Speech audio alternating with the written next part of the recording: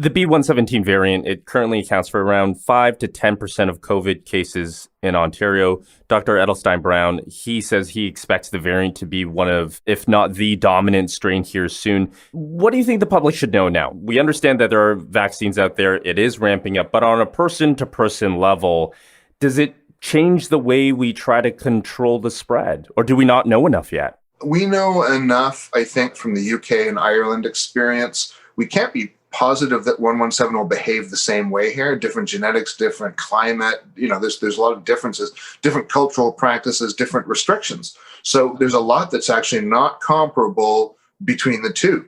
But whereas it was about 5% of all cases, I think this week is more like 20% of all cases, and then another couple going to be 80% of all cases. So that's not a possibility. That's happening.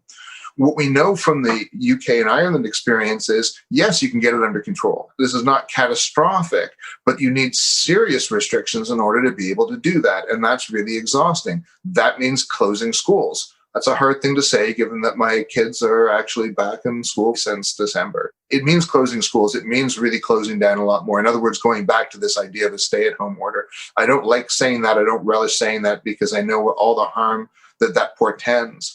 However, we've created this situation. And I want to be clear, this third wave, in my estimation, is an airline wave. It's a travel wave. It's a vacation wave. It's the wave that we didn't have to have. It's the wave that we decided was okay to have because we didn't want to stop flying. And that's particularly frustrating to me because since last summer, I've been waving my arm saying we have to curtail travel. I mean, we really have to curtail travel.